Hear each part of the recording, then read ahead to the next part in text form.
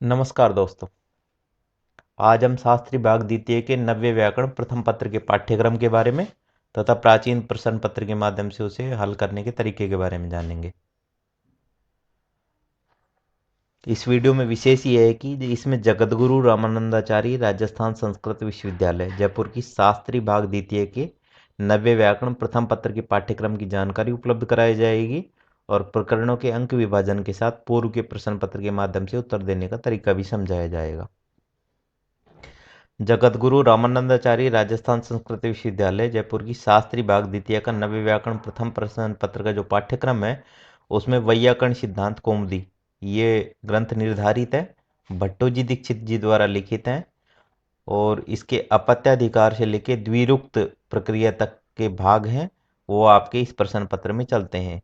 इसका जो पूर्णांक है वो 100 रहेगा, उत्तीर्णांक 36 होगा। प्रथम श्रेणी में आने के लिए 60 अंक चाहिएंगे और द्वितीय श्रेणी के लिए 48 अंक आवश्यक होंगे। वैयाकरण सिद्धांत कौमुदी के अपत्याधिकार से द्विरुक्त प्रक्रिया तक आने वाले जो प्रकरण है उनमें ये आपके स्क्रीन पर दिए हुए 19 प्रकरण है, जिसमें तद्धित साधारण प्रत्यय, इसके बाद में अपत्याधिकार, रक्ताद्यर्थक, चातुरार्थिक, शैक्षिक, प्रागदिव्यतीय, प्रागवहतीय, प्रागीतीय, छेदाधिकार, आर्हीय, ठयधिकार, कालाधिकार, ठयधिकार, भाव कर्मार्थक, पांचमिक, मतवर्थीय, प्रागदिशीय, प्रागिवीय, स्वार्थिक और द्विरुक्त प्रक्रिया, ये 19 प्रकरण आपके पाठ्यक्रम में चलेंगे। इसका जो अंक विभाजन रहेगा तो अति लघु उत्तरात्मक 10 प्रश्न होंगे, 10 के 10 आपको करने हैं, प्रत्येक प्रश्न 2 अंक का होगा अर्थात 20 अंक के आपके अति लघु उत्तरात्मक प्रश्न रहेंगे। लघु उत्तरात्मक प्रश्नों में 10 प्रश्न आएंगे, 10 में से 5 आपको करने हैं और वो 6 अंक के प्रश्न होंगे अर्थात 30 अंक के लघु उत्तरात्मक प्रश्न रहेंगे। निबंधात्मक प्रश्न में 8 प्रश्न आएंगे, 8 में से 4 आपको करने हैं और वो 4 हैं वो 8-8 अंक के होंगे अर्थात 32 अंक का निबंधात्मक प्रश्न रहेंगे। और अति विस्तृत निबंधात्मक में 2 प्रश्न पूछे जाएंगे, 2 में से 1 आपको करना है अर्थात 18 अंक का अति विस्तृत निबंधात्मक प्रश्न रहेगा। तो अति लघु उत्तरात्मक प्रश्न 20 अंक के होंगे, लघु उत्तरात्मक 30 अंक के होंगे, निबंधात्मक 32 अंक के होंगे और अति विस्तृत निबंधात्मक 18 अंक का होगा। विषय वस्तु विभाग निर्देश के बारे में हम आगे जान लेते हैं। तो अति लघु उत्तरात्मक प्रश्न जो कि 10 आने वाले हैं तो प्रत्येक प्रश्न 2 अंक का होगा। तो अति लघु उत्तरात्मक 10 प्रश्नों में से 6 प्रश्न होंगे वो सामने स्क्रीन पर जो दिए हुए 5 प्रकरण हैं उनसे संबंधित होंगे अर्थात साधारण प्रत्यय, अपत्याधिकार, रक्ताद्यर्थक, चातुरार्थिक और शैक्षिक, इन 5 प्रकरणों में से प्रारंभिक 6 प्रश्न रहेंगे और शेष बचे हुए जो 4 प्रश्न है वो आपके बचे हुए 14 प्रकरण जो बचे हैं उनमें से होगा जो कि स्क्रीन पर दिए हुए हैं। अति लघु उत्तरात्मक प्रश्न जो होंगे वो 10 होंगे और जो 10 प्रश्न होंगे वो अधिकार सूत्र से संबंधित, सूत्र ज्ञान से संबंधित, सूत्र के उदाहरण से संबंधित और सूत्र के अर्थ से संबंधित होंगे। तो पूर्व प्रश्न पत्र में आए हुए अति लघु उत्तरात्मक प्रश्न आप देख लीजिए, आपकी स्क्रीन पर हैं और इन्हीं प्रश्नों को हम सोल्व कर लेते हैं। तो पहला प्रश्न था गव्यम इत्यस्य स विग्रहम प्रत्ययम प्रत्यय विधायकम वार्तिकम च लिखत। गव्यम इसका विग्रह लिखना है, इसमें प्रत्यय लिखना है और प्रत्यय विधायक वार्तिक लिखना है। तो गव्यम जो इसका विग्रह है गो विकार है, अवयव है वा है और यहाँ पे गो शब्द से गो पैस और यति से यत प्रत्यय करके यह प्रयोग निष्पन्न हो जाता है। इसी तरह से तस्यापत्यम इस सूत्र की वृत्ति और उदाहरण लिखने हैं। तो तस्यापत्यम इस सूत्र के अनुसार षष्ठ्यंत कृत संधि समर्थ से अपत्य अर्थ में आगे कहे जाने वाले प्रत्यय होंगे, जैसे उपगुहो अपत्यम पुमान, इस अर्थ में ओपगवह प्रयोग बनता है। इसी तरह से रैवतिक है, इसका विग्रह प्रदर्शन पूर्वक प्रत्यय और तद विधायक सूत्र लिखना है। तो रैवतिक है यहाँ पे रेवत्यादिभ्य ठक, इससे ठक प्रत्यय होता है और रेवत्या अपत्यम यह इसका अर्थ है। और तेन रक्तम रागात यहाँ सूत्र का अर्थ और उदाहरण लिखने हैं। तो तेन रक्तम रागात इस सूत्र के साथ तेन रक्तम उससे रंगा हुआ, इस अर्थ में रागात इसमें अर्थ में अण प्रत्यय होता है, जैसे कि कसायन रक्तम कसाय रंग से रंगा हुआ, इस अर्थ में कासायम रूप बनता है। पितामह मातामह इसका विग्रह प्रत्यय और तद विधायक सूत्र लिखना है। तो मातृ पितृभ्याम पितृडाम हच, इस वार्ते के अनुसार मातुहु पिता, इस अर्थ में मातृ शब्द से डाम हच प्रत्यय होकर मातामह रूप बन जाता है और पितुहु पिता इस अर्थ में पितृ शब्द से डाम हच प्रत्यय करके पितामह प्रयोग बन जाता है। इसी तरह से गहादिभ्यश्च, इस सूत्र का अर्थ और उदाहरण पूर्वक विवेचना करनी है। तो ये सूत्र गहादि गण पठित शब्दों से भवादि अर्थ में छह प्रत्यय करता है। जैसे कि इसका उदाहरण दे रखा है गही है। इसी तरह से नृत्यम वृद्धेसरादिभ्य, इस सूत्र का अर्थ और उदाहरण लिखना है। तो सामने आपके लिखा हुआ है। और शरीरावयवादियत, इस सूत्र की साधारण व्याख्या करनी है। तो ये यत प्रत्यय करने वाला सूत्र है और इसका जो प्रयोग है वो दंत्यम और कंठ्यम है। इसी तरह से तस्य भावत्व तलौ, इस सूत्र का वृत्ति सहित उदाहरण लिखना है। तो ये त्व और तल प्रत्यय करता है और इसके जो रूप हैं गोत्वम और गोता। इसी तरह से उरुद्वेशम, यहाँ पे किस अर्थ में किस सूत्र के द्वारा कौन सा प्रत्यय होता है, तो यहाँ पे उरु प्रमाणमस्य, इस अर्थ में प्रमाणे द्वय सच दधनाय मात्रच, इस सूत्र के द्वारा द्वय सच प्रत्यय होता है। बाकी विस्तार से आप स्क्रीन पर देख ही रहे हैं। लघुत्तरात्मक प्रश्न होंगे, प्रत्येक प्रश्न 6 अंक का होगा। तो 10 प्रश्न पूछे जाएंगे, 10 में से आपको करने हैं 5 करने हैं। तो लघुत्तरात्मक 10 प्रश्नों में से 5 प्रश्न होंगे वो निम्नलिखित प्रकरणों में से होंगे, साधारण प्रत्यय से और अपत्याधिकार प्रकरण से, अर्थात इन 2 प्रकरणों में से 5 प्रश्न होंगे। और उससे अगले 2 प्रश्न है वो रक्ताद्यर्थक और चातुरार्थिक इस प्रकरण से होंगे। और शेष जो 3 प्रश्न है वो बाकी बचे हुए जितने 14 प्रकरण हैं उन सब से होंगे। लघुत्तरात्मक प्रश्नों में से 10 प्रश्नों में से 5 प्रश्न आपको करने हैं। सभी प्रश्न 6-6 अंक के रहेंगे और प्रश्न होंगे वो सोदाहरण सूत्र व्याख्या से संबंधित होंगे या पंक्ति विवेचन से संबंधित होंगे।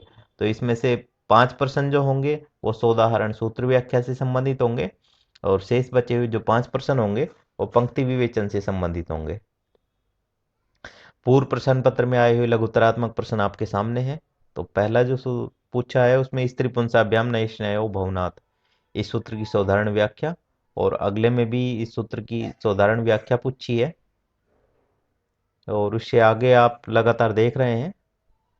और एक प्रश्न को सोल्व करके देख लेते हैं। तो साधारण सूत्र व्याख्या में जो है स्त्री पुंसाभ्याम नैष्णयो भवनात्, इस सूत्र की साधारण व्याख्या करनी है। तो इसमें पदच्छेद में 3 पद हैं। पहला है स्त्री पुंसाभ्याम, दूसरा है नयस्नयौ और तीसरा है भवनात्। यहाँ पे अनुवृत्ति है वो प्रागदिव्यत है, तद्धिता, गया प्रातिपदिकात, प्रत्यय और परश्चय, इनकी अनुवृत्ति ली गई है। और वृत्ति जो इसकी है धान्यानाम भवने क्षेत्रे खाएं, यहाँ से पहले वाले अर्थों में स्त्री और पुंस इन शब्दों से क्रम से नय और स्नय प्रत्यय होता है, अर्थात स्त्री शब्द से नय प्रत्यय होता है और पुंस शब्द से स्नय प्रत्यय होता है।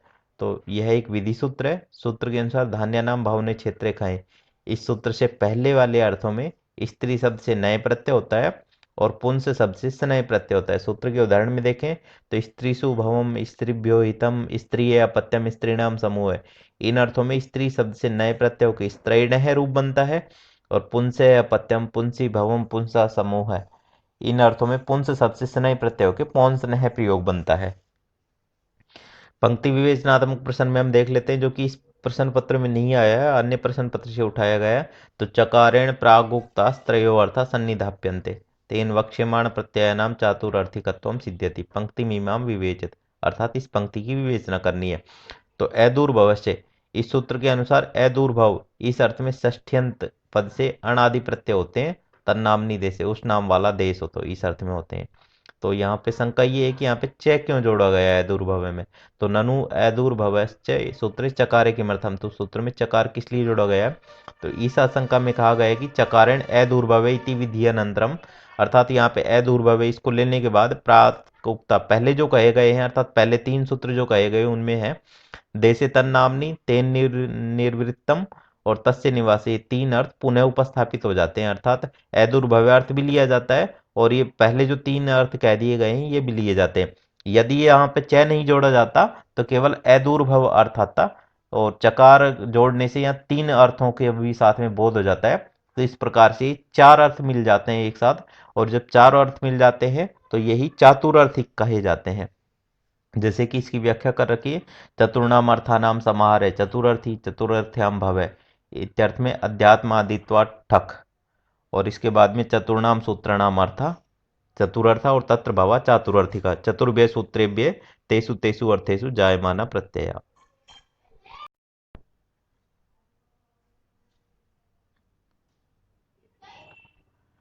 निबंधात्मक प्रश्न में प्रत्येक प्रश्न 8 अंक का होगा। निबंधात्मक 8 प्रश्नों में से 4 प्रश्न होंगे वो निम्नलिखित प्रकरणों में से होंगे, तो तद्धित के साधारण प्रत्ययों में से और अपत्याधिकार प्रकरण से होंगे 4 प्रश्न, और शेष 4 प्रश्न होंगे वो बचे हुए जितने भी सारे प्रकरण हैं उन प्रकरणों में से होंगे। निबंधात्मक 8 प्रश्नों में से 4 प्रश्न करने होंगे, सभी प्रश्न 8-8 अंक के होंगे, और प्रश्न होंगे वो निम्नलिखित से संबंधित होंगे, अर्थात सोदाहरण प्रयोग सिद्धि विषयक, अर्थात प्रत्येक में रूप सिद्धि आएगी। प्रत्येक प्रश्न में 4 सिद्धि करनी होगी, 4 प्रश्न आपको करने हैं, अर्थात 16 रूप सिद्धियां आपको करनी है, और प्रत्येक रूप सिद्धि का भार रहेगा वो 2 अंक रहेगा, अर्थात 32 अंक की सिद्धियां होंगी। तो पूर्व प्रश्न पत्र में जो आपके आए हैं वो ये रूप सिद्धियां दे रखी हैं, प्रत्येक में सिद्धियां रूप सिद्धियां ज्यादा दे रखी हैं, इनमें से केवल आपको 4-4 करनी है। तो रूप सिद्धि का तरीका देख लेते हैं। तो पहला प्रश्न है, उसमें जो पहली सिद्धि स्त्रीण है, स्त्री है अपत्यम, इस अर्थ में स्त्री गंस, इस अलौकिक विग्रह में स्त्री पुंसाभ्याम नय स्नयु भवनाति से नए प्रत्यय करके अनुबंध लोप होता है तो नय शेष बचता है, तो स्त्री गस नय ये स्थिति रहती है। इसके बाद प्रातिपदिक संज्ञा और सुप का लोप होने के बाद गस का लोप हो जाएगा, तो इस स्थिति होगी स्त्री नय। और यहाँ पे तद्धिते स्वचमादेश से आदि अच की वृद्धि होगी तो स्थिति होगी स्त्री नय। अटकुपवांग नुम व्यवायपी, इससे न के स्थान पर न होगा तो स्त्री नय रूप होगा, और एक देश विकृत न्याय की सहायता से पुनः प्रातिपदिक संज्ञा सुप्रत्यय अनुबंध लोप और शकर उत्तर विसर्ग होगा तो स्त्रीण है रूप बनेगा। इसी तरह से अगला प्रयोग जो है वो उत्स है, उत्सस्य अपत्यम, इस अर्थ में उत्स प्लस में घस, इस अलौकिक विग्रह में उत्सादिभ्यो आए, इससे आय प्रत्यय होगा, अनुबंध लोप से ऐसे बचेगा, स्थिति उत्स घस ए। इसके बाद प्रातिपदिक संज्ञा सुपलोप के बाद में उत्स ए बचेगा, यहाँ पे आदि अच की वृद्धि होगी, भय संज्ञा, आकार का लोप होगा तो ओत्स रहेगा, और एक देश विकृत न्याय की सहायता से पुनः प्रातिपदिक संज्ञा सूर उत्तर विसर्ग होगा तो ये ओत्स है रूप बन जाएगा। अति विस्तृत निबंधात्मक प्रश्न में प्रत्येक प्रश्न 18 अंक का होगा, 2 प्रश्न पूछे जाएंगे, एक आपको करना है। तो इसमें से जो एक प्रश्न होगा वो तद्धित साधारण प्रत्यय से, रक्ताद्यर्थक से, अपत्याधिकार से और चातुरार्थिक से होगा, और शेष बचा हुआ जो एक प्रश्न होगा शेष बचे हुए जितने भी प्रकरण हैं 15 प्रकरण उनसे होगा।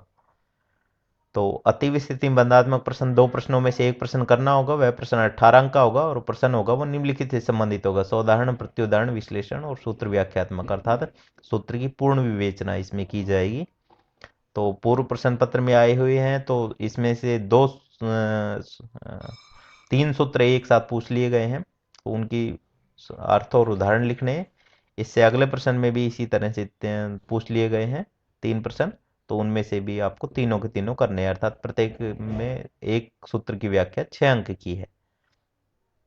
तो इसमें से एक ही करके देख लेते हैं। तो इसमें द्वितीय द्वितीय द्वितीय द्वितीय प्रत्युत्तर पदान्य, इसका पदच्छेद है तो द्वितीय द्वितीय द्वितीय प्रत्युत्तर पदार्थ, पहला पद है ण्य, दूसरा पद है अनुवृत्ति ली गई है वो प्राग दिव्यत है, तद्धिता गया प्रातिपदिकात प्रत्यय और प्रश्चय की ली गई, और जो इसकी वृत्ति है वो द्वितीय दिव्य प्रत्युत्तर पदाच प्राग दिव्यती येषु अर्थेषु ण्य स्यात्, अर्थात द्वितीय आदि शब्दों से पति शब्द जहाँ उत्तर पद में रहे ऐसे शब्दों से, और प्राग दिव्यती है इन अर्थों में ण्य प्रत्यय होता है।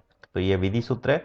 सूत्र के अनुसार द्वितीय अदिति आदित्य पति उत्तर पद इनसे परे प्राग दिव्यतीय अर्थों में ण्य प्रत्यय होता है। यह सूत्र अश्वपत्यादिभ्यश्च है। इस सूत्र के में कहे गए अण प्रत्यय का अपवाद है। तो सूत्र के उदाहरण में द्वितीय अपत्यम, इस अर्थ में द्वितीय शब्द से ण्य प्रत्यय को दैत्य प्रयोग बनता है। आदित्य है अपत्यम, इस अर्थ में आदित्य शब्द से ण्य प्रत्यय करके आदित्य प्रयोग बनता है। और आदित्य से अपत्यम, इस अर्थ में आदित्य शब्द से इस सूत्र के द्वारा ण्य प्रत्यय के आदित्य है प्रयोग बनता है। और प्रजापत्य अपत्यम, इस अर्थ में प्रजापति शब्द से इस सूत्र के द्वारा ण्य प्रत्यय के प्राजापत्य प्रयोग बनता है। जयतु भारतम, जयतु संस्कृतम। धन्यवाद है।